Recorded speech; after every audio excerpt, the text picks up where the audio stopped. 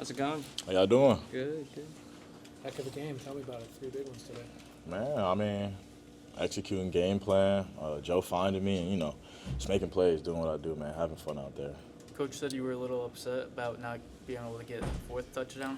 Man, yeah, I told Joe, man, I'm messing up his stats a little bit. Had a walk-in touchdown. I got too excited, dropped the ball, man. But, live to fight another day, man. Gotta finish every play that come my way, man. But other than that, I feel like we were clicking on all cylinders. Can you talk about how your connection with Joe has grown, since you first got here?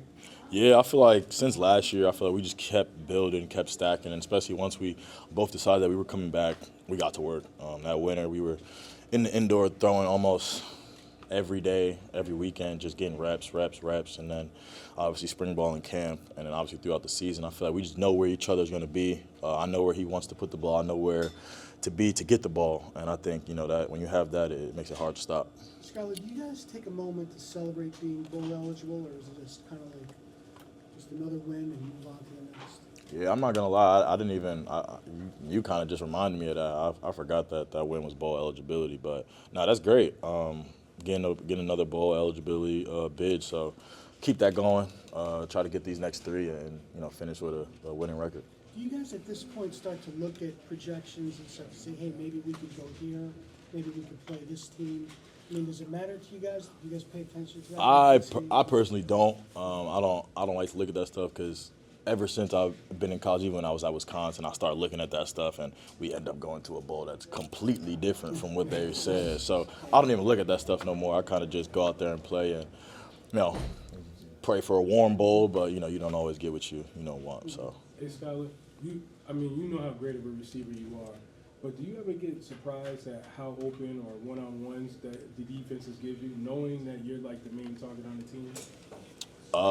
Sometimes I'm surprised, but then I'm excited because sometimes I don't get a lot of one-on-ones. So when I do, I feel like we're gonna take advantage of them because we take that. Me and Joe were talking about it. We take that as disrespect.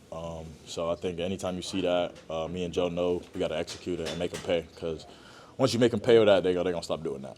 What did it take for you guys to respond this week after the overtime? Just getting back to work, just coming in on Tuesday, Wednesday, Thursday, and just finding ways to get better, finding ways to keep going, find little things to get better at, even though, some people might say the offense played well, but there's a bunch of stuff on the tape that we got to get better at, even today. So I think when you have that critical eye, I feel like it takes your offense and your whole team to a next level.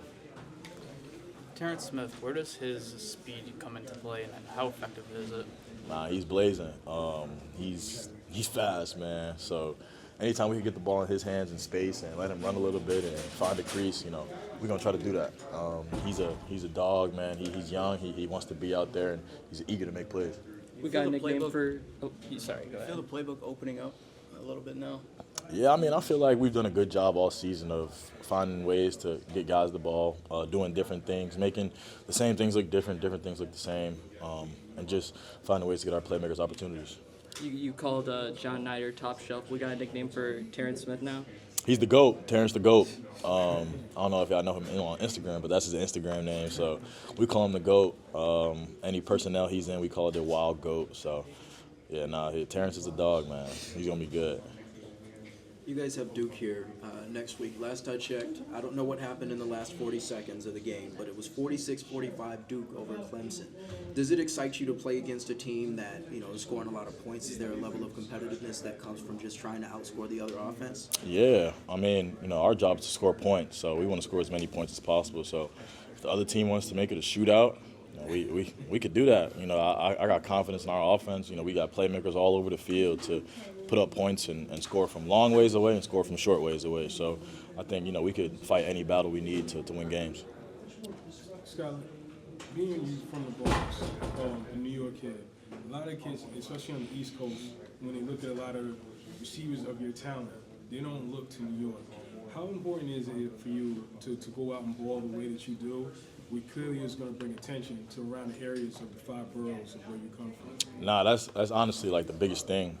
Like you said, not a lot of football played in the Bronx and the 5 boroughs in general. Obviously we have it, but it's just not the prominent thing like you see in Texas and Florida and all these other states. So I think being able to showcase my talent and showcase, where I come from and show that we have football players and we're good too. I think it's just gonna bring more eyes to my city, to my area, and there's nothing more I want to do than to help the generation behind me, especially because I don't know how many football players there is in college football from the Bronx or even the NFL from the Bronx. So the more we could get, the better.